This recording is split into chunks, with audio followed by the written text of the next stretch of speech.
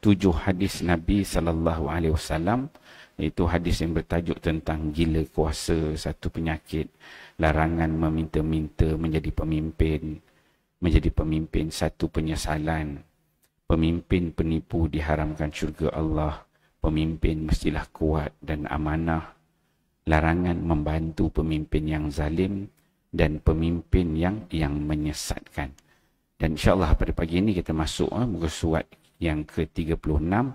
Kita membahaskan satu tajuk hadis Nabi SAW yang Nabi mengajar kita bagaimana cara untuk menegur pemimpin. Diletakkan oleh pengarang hadis yang ke-8 ini dengan tajuk tanggungjawab menegur pemerintah. Ada rupanya hadis Nabi SAW yang Nabi ajar kita ni sebagai orang bawah lah, orang merahin, rakyat biasa, yang Nabi ajar kita ini perlu menegur pemerintah. Dan kita kena tahu bagaimana cara, kaedah, adab yang perlu kita lakukan ketika mana kita nak menegur pemerintah. Sama ada pemerintah itu di peringkat keluarga. Contohnya kita ni sebagai seorang anak. Seorang anak, kita ada mak, ada ayah kita. Bagaimana cara kita nak tegur mak kita? Kita tahu, tak berapa kena apa yang mak kita buat, ibu kita buat. Ataupun ayah kita buat satu-satu benda, abah kita dia buat benda yang tak berapa kena. Maka kita kena tahu skill, taktik dia yang Nabi ajar. Ataupun kita nak menegur di peringkat masjid. Ada nazir, kita ada AJK.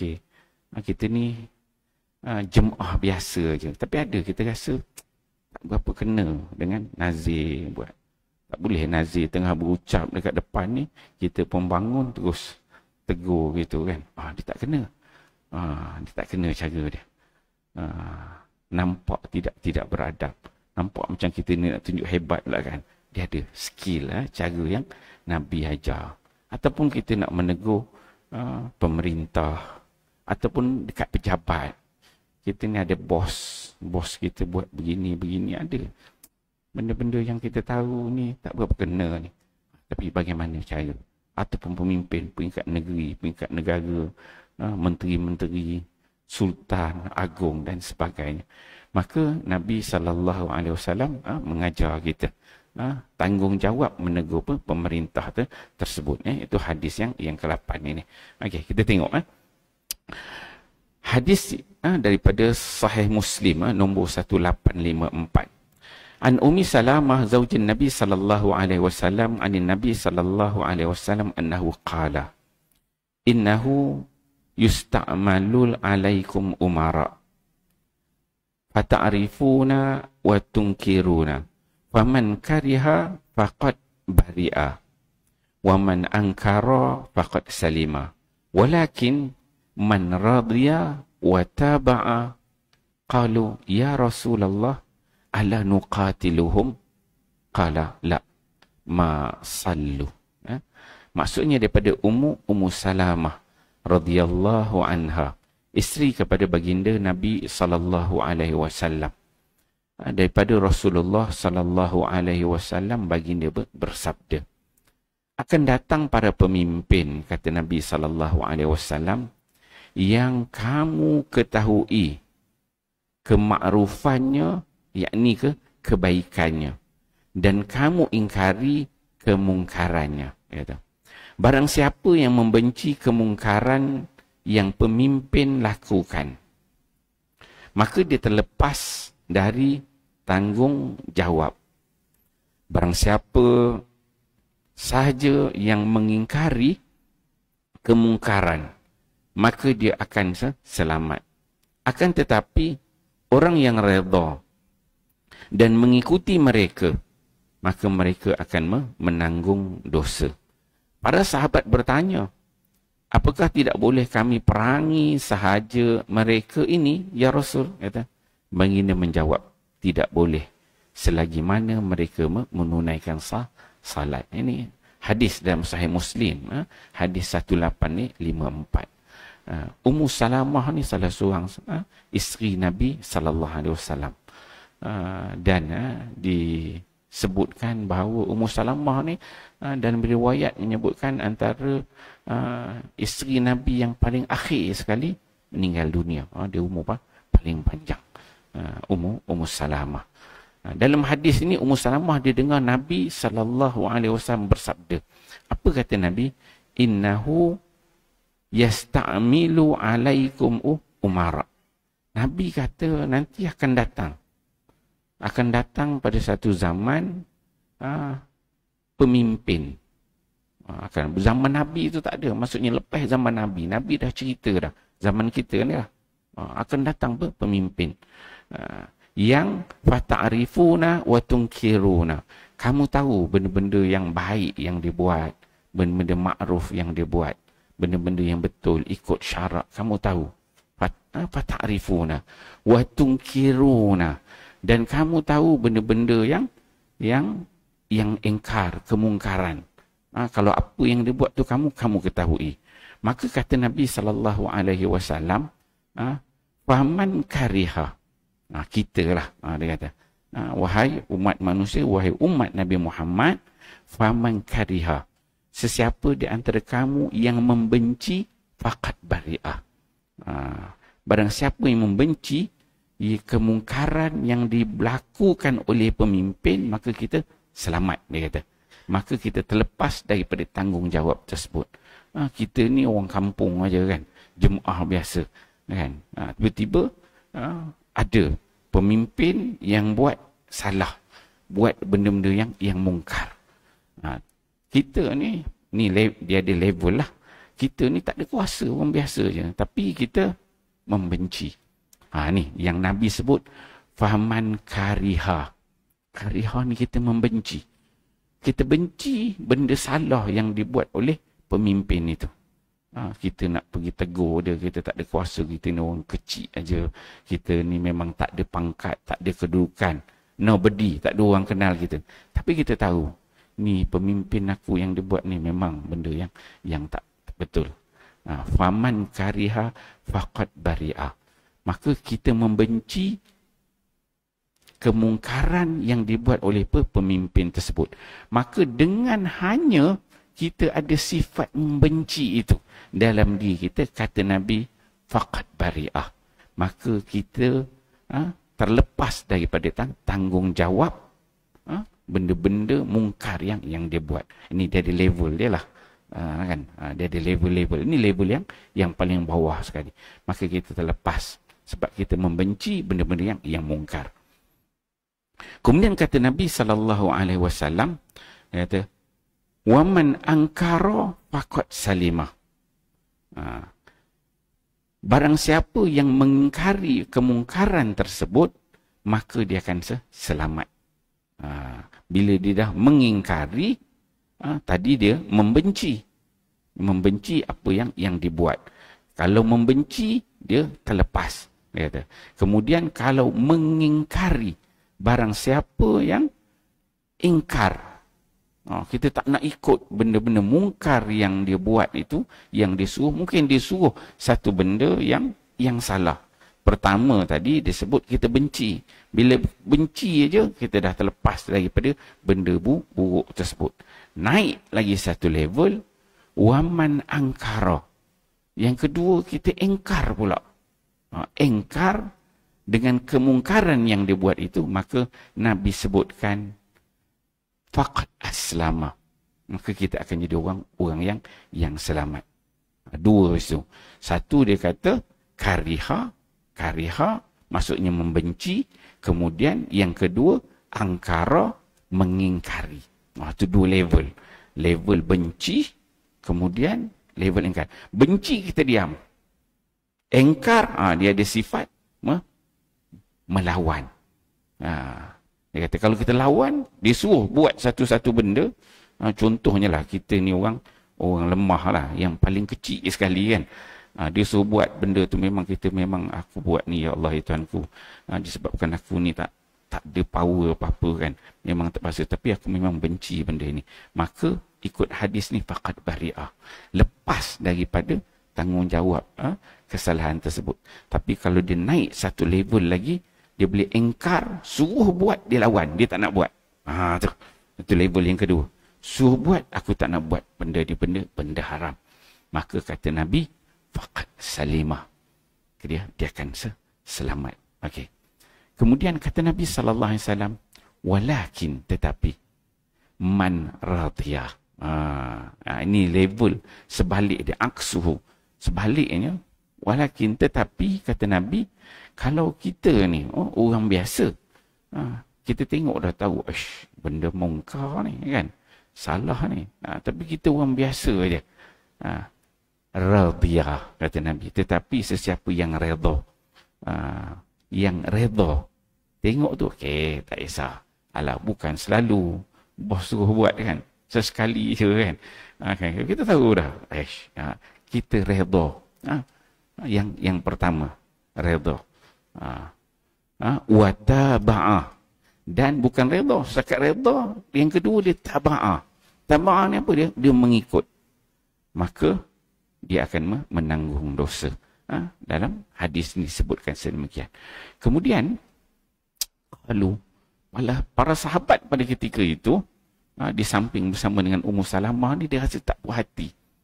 Sahabat kata, dah tahu dah pemimpin tu, kita kerana kita boleh ambil tindakan. Para sahabat ni jenis hak ganai-ganai macam Sayyidina Umar Al-Khattab ni, jenis dia tak boleh dengar tu. Dia dengar je benda salah, telinga dia mula merah lah, mula panas kan. Jadi, qalu ya Rasulullah, ala nuqatiluhum. Kalau kami jumpa pemimpin jenis buat maksiat ni, kalau bunuh je tak boleh kah? Tengok, ini jenis nak lawan ni, jenis yang panas ni, jenis enjin dia tak boleh panas, cepat panas kan. Dengar je dia panas, kan.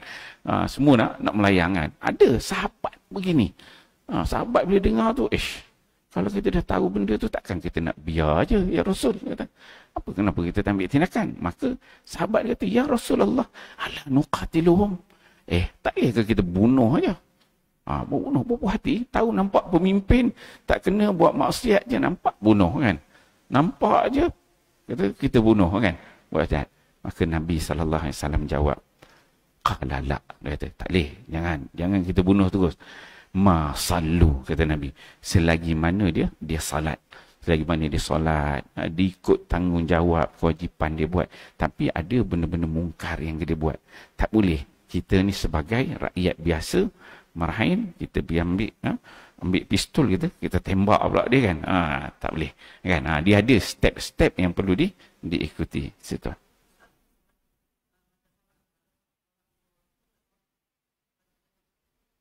Maksudnya, perkara asas dalam Islam.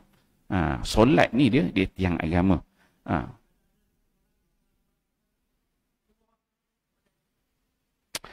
Maksudnya selagi mana dia salat, dia melakukan solat, dia ada solat.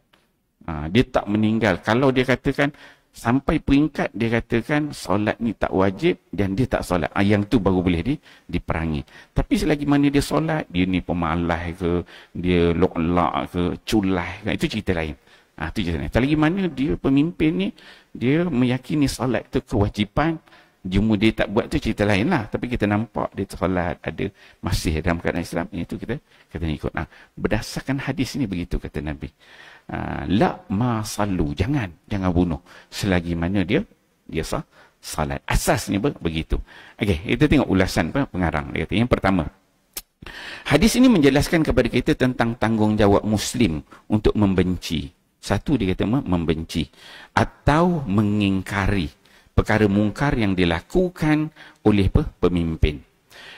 Melalui hadis ini Rasulullah SAW turut menjelaskan bahawa sekurang-kurangnya seorang Muslim itu mestilah membenci perkara mungkar yang dilakukan oleh pemimpin mereka.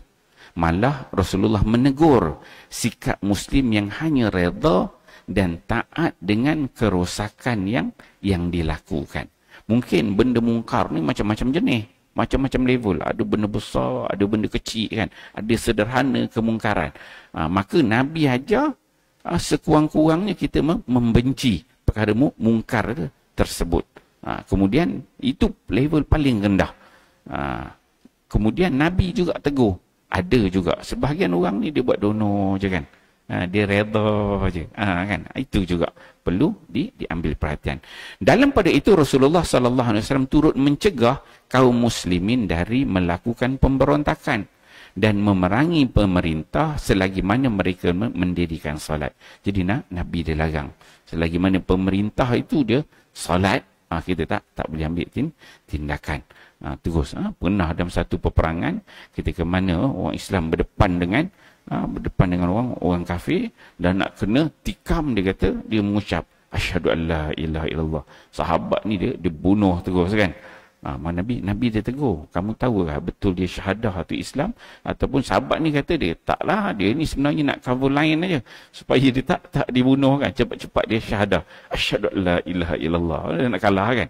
Maka sahabat ni bunuh. Maka itu pun Nabi tegur sampai peringkat sedemikian, dia kata. Pertumpahan darah yang berlaku sesama muslim mesti dielakkan. Ia adalah kemudaratan yang lebih besar yang mungkin akan mengorbankan lebih banyak nyawa. Itu yang Nabi larang. Tengok sekarang ni, kalau kita tengok dalam dunia Islam pada hari ni, semualah mana-mana negara Islam, kita boleh tengok pemimpinnya tak adalah bagus sangat. Banyak bermacam-macam masalah. Yang sistem berajanya, demokrasinya kan. Semua sistem ni, pemerintah dia memang ada masalah. Kita tak dapat pemerintah yang betul-betul solid dari sudut agamanya, kefahamannya, tingkah lakunya ikut. Memang pemimpin itu bermasalah. Tetapi kalau tindakan ni ambil itu membunuh, Islam tu dia akan jadi lagi teruk. Tuan-tuan tengoklah apa berlaku pada Iraq. Dulu walaupun adanya Saddam Hussein dulu, memang orang tahulah dia macam mana. Tengok apa berlaku dekat Syria. Kan? Pemimpin Islam. Tapi sampai peringkat nak memberontak, jadi buah buat memberontak. Yang tu dia tidak boleh ke arah itu. Maksudnya Islam tu dia memberi ruang. Masih ada pertimbangan yang perlu diambil. Okey. Itu poin yang pertama. Kemudian yang kedua, kata pengarang, ketika menghuraikan hadis ini Al-Imam An-Nawawi. Hadis ni hadis dalam Sahih Muslim. Bila Sahih Muslim ni, kita akan tengok Imam Nawawi lah yang mensyarahkan hadis ni. Al-Imam An-Nawawi menjelaskan akan keperluan seorang Muslim untuk membenci. Maksudnya menjadi satu keperluan orang Islam untuk membenci. Satu. Kedua, atau menegur maksiat ataupun kemungkaran yang dilakukan oleh pemerintah. Itu yang dikatakan tadi. Pertama, kariha. Yang kedua, angkara. Kariha ni kita macam benci je. Tapi angkara ni kita dah ambil tindakan mengingkari dia. Ni yang pengarang disebutkan, untuk membenci ataupun dia menegur maksiat ataupun kemungkaran yang dilakukan oleh pemerintah. Dia kata, mereka yang redha dengan perlakuan mungkar ini adalah berdosa. Kalau ada yang redha, itu kan jadi berdosa. Kata Al-Imam An-Nawawi, wa fihi dalilun ala anna man ajaza an izalatil munkar la ya'tham bi mujarrad as-sukut bal innama ya'sam birridha bihi. Dia kata, dan melalui hadis ini terdapat dalil, yakni bukti yang menunjukkan bahawa mereka yang tidak berkemampuan untuk mencegah kemungkaran, iaitu mereka yang hanya mendiamkan diri sahaja, sedangkan hati mereka membenci kemungkaran, maka kumpulan seperti ini tidak berdosa. Maksudnya kalau kita ni berada, negara kita ni okey, ada pemerintah di negara kita ni, ialah secara umum Islam okey, tetapi ada dalam kalangan mereka yang buat maksiat. Kan? Ada buat maksiat, ada buat salah, ada buat silap sebagai manusia. Maka hadis ni diajar kita. Apabila kita nampak berdepan dengan suasana kemungkaran yang dia buat oleh pemimpin, kalau kita ni tak ada kemampuan, maka kita diam di sini, kita tidak berdosa. Dengan syarat hati kita membenci kemungkaran tersebut. Walaupun kita tak ambil tindakan, tidak mengingkari. Adapun golongan yang dikatakan berdosa adalah mereka yang redha. Dia mungkin diam. Tapi diam itu ada dua. Kan? Dia bukan as-sukut alamatur redha. Kalau orang nak kahwin nak dara, sukut alamatur redha, orang kata kan. Diam tu tanda redha. Tak. Ini diam ni dia ada dua. Dalam konteks ini. Diam dalam keadaan dia redha. Diam dalam keadaan dia membenci. Kalau diam dia membenci, dia selamat, tidak berdosa. Tapi kalau diam dalam keadaan dia redha dengan kemungkaran itu, maka dia termasuk dalam golongan yang disebut di sini. Berdosa adalah yang redha dengan kejahatan atau kemungkaran yang dilakukan oleh pemerintah. Ini disebut oleh siapa? Al-Imam An-Nawawi. Imam An-Nawawi sendiri sebut dalam syarah Muslim ketika dia mensyarahkan hadis ini. Itu poin yang kedua. Kemudian yang ketiga kata pengarang, barang siapa pula, bagaimana pula cara untuk menegur atau mengingkari kejahatan pemerintah itu? Bagaimana pula cara nak tegur atau nak mengingkari kejahatan yang dibuat oleh pemerintah itu? Dalam perkara menasihati pemerintah, Al-Imam Al-Khattabi menjelaskan bahawa rakyat haruslah menasihati mereka dengan baik. Cara nasihat ni kena nasihat dengan baik. Tak boleh kita satu buat nasihat yang mengkeji. Ataupun kita nasihat kita tu yang memburukkan. Tak boleh, dia kata. Kena nasihat dengan cara yang baik. Bahkan rakyat tidak boleh memuji mereka sekiranya mereka melakukan kesalahan. Dia kata. Tak boleh pula kita nak puji bila dibuat kesalahan. Ini kerana pujian ini hanyalah satu penipuan. Ada juga. Tadi dia kata, kalau kita nak menasihat, Imam Khattabi kata, menasihat dengan cara yang baik. Dengan cara yang beradab. Dengan cara yang berakhlak. Itu cara kita nasihat. Tak boleh kita nasihat itu kita menjatuhkan air muka dia kan. Memburuk-burukkan dia. Bukan. Tapi dengan cara yang baik. Itu step. Itu kata Imam Al-Khattabi. Tapi tidak boleh, bahkan dia kata rakyat tidak boleh memuji mereka sekiranya mereka kan melakukan kesalahan. Dah nampak dah salah tu. Tak boleh pula kita puji sebab benda itu adalah kesalahan. Ini kerana pujian ini hanyalah satu penipuan yang menyebabkan mereka lebih terjerumus ke lembah kehinaan. Ada pula dia dah nampak buat salah tapi dia nak counter tu dia puji dulu. Puji jangan. Puji jangan.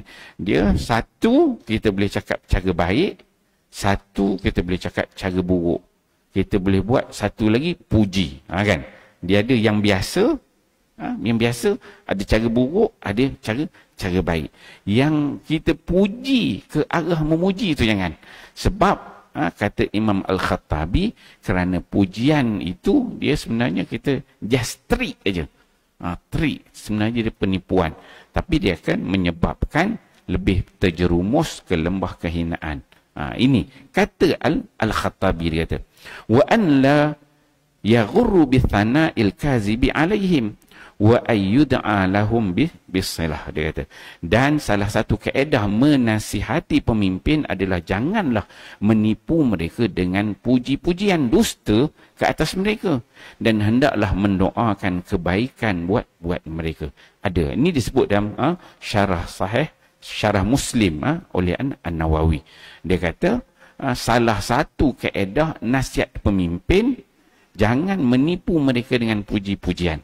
Dah nampak dah dibuat salah tu, kita pun cuba memberikan puji-pujian, tapi sebenarnya kita menipu mereka. Kita nampak benda tu benda salah, tapi sepatutnya kalau level paling rendah tadi mendoakan kebaikan buat mereka. Kita tak boleh pula doakan keburukan, doakan kebaikan buat mereka. Ini disebut oleh Imam An-Nawawi. Itu poin yang ketiga. Kemudian yang keempat kata pengarang, pada hakikatnya inilah yang berlaku pada hari ini.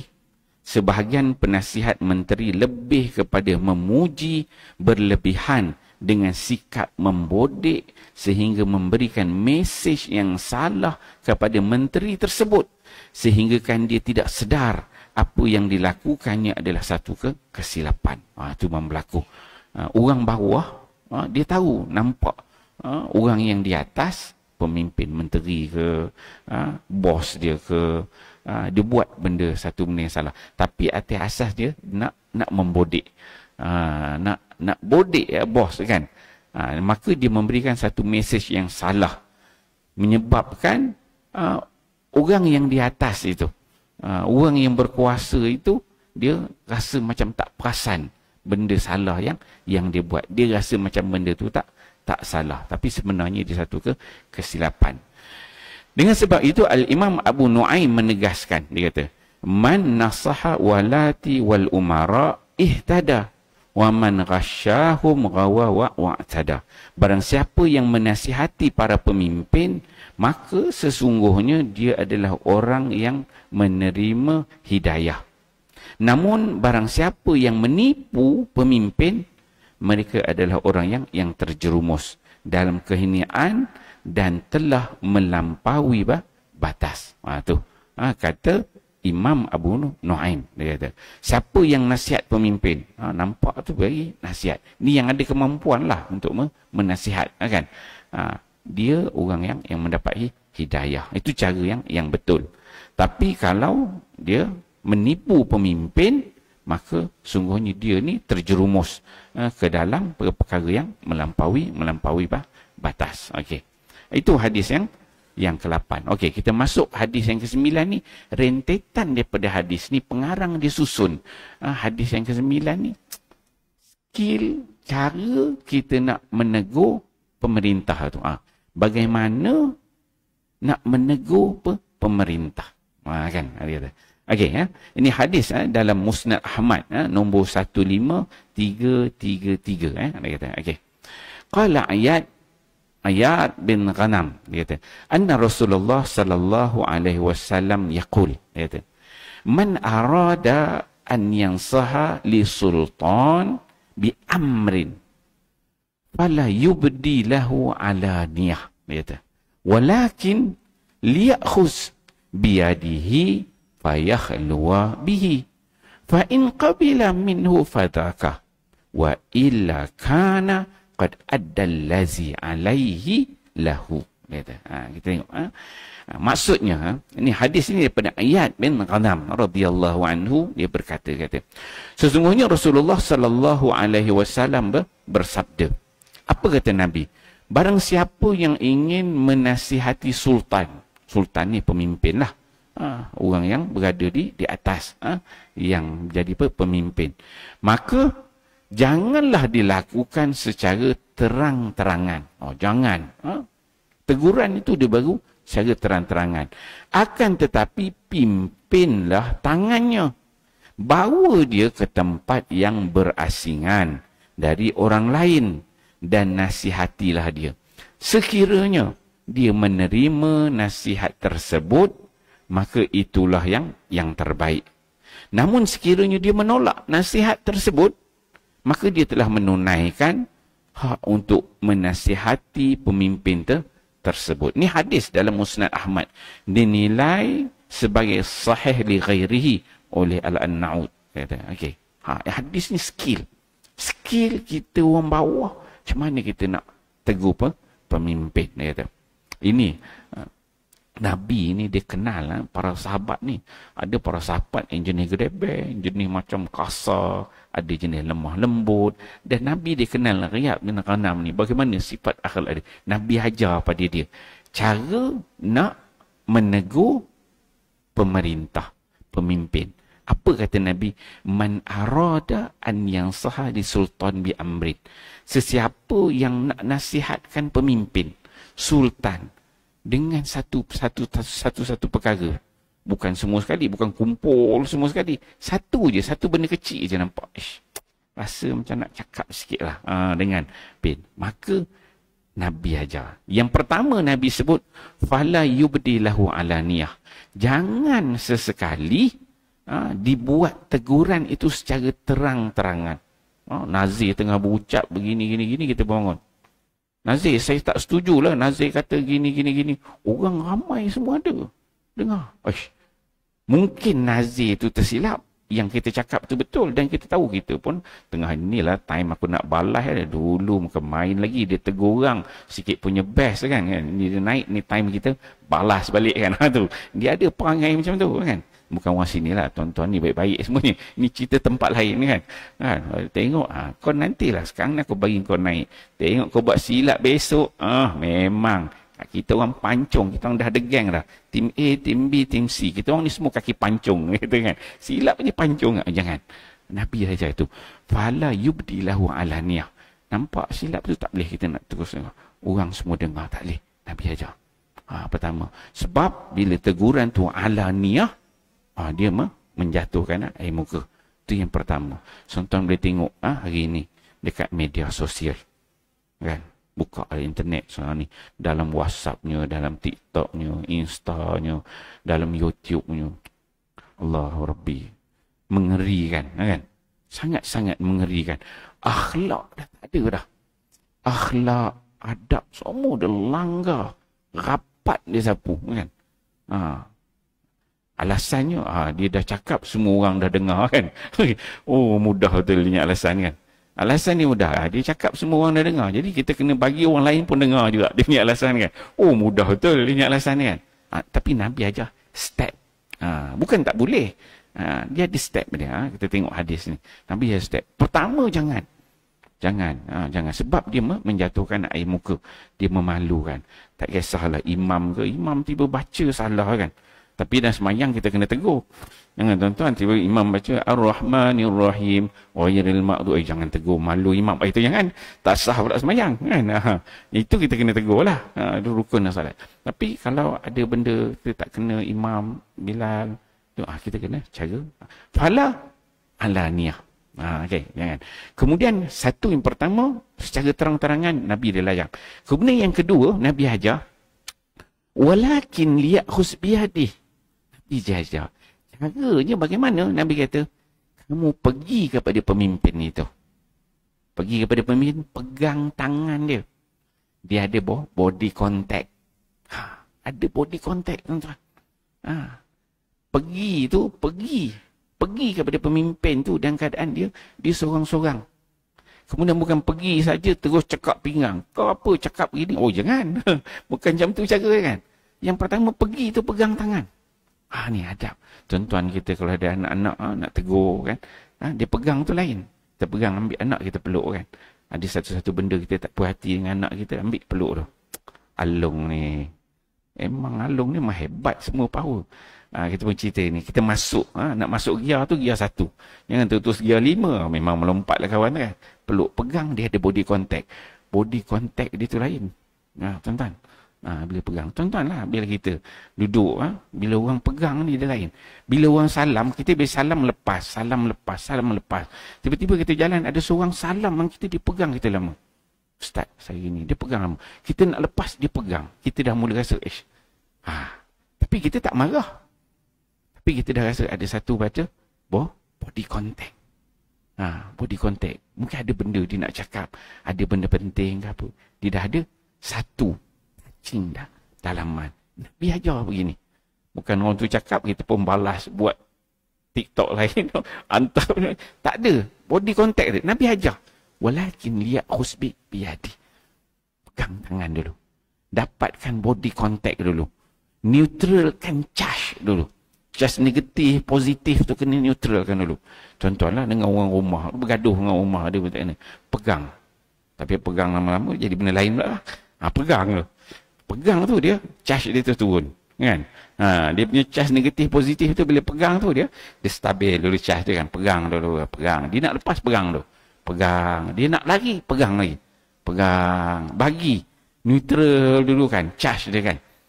Orang ni, kita ni tak belajar bab charge pada badan ni. Tapi kalau orang belajar tu dia tahulah. Bila dia pegang tu, charge dia kan akan turun. Itu yang pertama. Bila dah pegang itu, kata Nabi SAW, fayakhluwa bihi. Kamu bawa dia ke satu tempat yang tak ada orang lain. Pergi berdua dengan dia. Pergi cari satu tempat dengan pemimpin, dengan orang yang nak kita tegur tu. Fayakhluwa. Dengan dia saja. Orang lain tak dengar. Orang lain tak dengar. Dia berdua dia tenang kan. Dia pun tengok tak ada orang. Ni apa benda nak cakap ni. Kita pun risau. Saya pun biasa juga. Orang salam.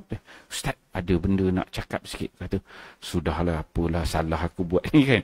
Okay, tu biar dia. Payah keluar pergi satu tempat yang orang tak dengar. Kemudian baru ceritakan, terangkan apa yang. Kemudian kata Nabi SAW, fa in qabila minhu fadha, cancas pergi bawa, duduk sembang elok-elok berdua, cakap pelan-pelan, orang lain tak dengar. Wa illa kana qad adda allazi alai. Sekiranya dia tolak nasihat tersebut, maka dia telah menunaikan hak untuk menasihati pemimpin tersebut. Maksudnya kita dah bagi tahu. Kita dah beritahu, kita dah terang dekat dia apa yang sepatutnya dia buat, apa sepatutnya tindakan yang diambil. Tanggungjawab kita dah lepas. Dia nak terima, dia nak tolak tu cerita lain. Tapi kita dah ambil step yang betul.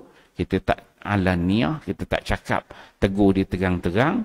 Kita dah cuba pegang tangan dia, dapatkan body contact, turunkan suhu ketidakserasian itu. Kemudian baru kita cakap pada tempat yang orang tak dengar. Yang mana pada ketika itu, kalau dia nak mengaku pun dia tak malu. Contoh tiba-tiba tak puas hati dengan imam, ataupun dengan Bilal, ataupun dengan Nazir, dengan SU. Cakap dia. Tapi kita bawa kat dia, pergi bawa kat depan tandas dan cakap-cakap. Masa itu, kalau imam ataupun Nasir dia kata, betul lah gini. Baik-baik, terima kasih. Itu kalau dia kata, betul lah. Dia nak mengaku pun dia tak rasa malu. Sebab tak ada orang tengok. Kan? Ataupun dia, mungkin egonya dia lagi kan. Dia kata, okay, baik-baik. Ya, saya tak percaya, saya tak nak terima. Saya dah buat keputusan. Tapi dia pun tak malu, tak ada orang dengar. Ataupun dia kata, okay, dia nak fikir dulu ke. Maka dia tidak menjatuhkan air muka pemimpin tersebut. Itu Nabi SAW sangat jaga cara-cara kita menegur. Saya rasa kita berhenti kat sini dulu. Nanti kita tengok syarahan dia pada kuliah-kuliah yang akan datang. InsyaAllah. Menarik. Maksudnya ada Nabi dia ajar step-step yang perlu kita ketahui. Dan kalau benda-benda begini kita jaga dengan elok, insyaAllah orang Islam ni dia tak berkelahi lah. Kalau dijaga dengan baik. Cuma kita kadang-kadang terlepas pandang dan kita peringatkan selalu insya-Allah. Auzubillahi minasyaitanirrajim. Bismillahirrahmanirrahim. Alhamdulillahirabbil alamin wassalatu wassalamu ala asyrafil anbiya'il mursalin wa ala alihi washabihi ajma'in. Allahumma ij'al jam'ana hadza jam'an marhuma wa tafarraqna min ba'dihi tafarruqan ma'suma wa la taj'alillahu ma fina wa la ma'ana wa lam yattabi'una syaqiyya wa la matruda wa la mahruma bi rahmatika ya arhamar rahimin. Rabbana atina fid dunya hasanah wa fil akhirati hasanah wa qina adzabannar. Wa sallallahu ala sayyidina Muhammad wa ala alihi wasallam. Walhamdulillahirabbil alamin. Assalamualaikum warahmatullahi wabarakatuh.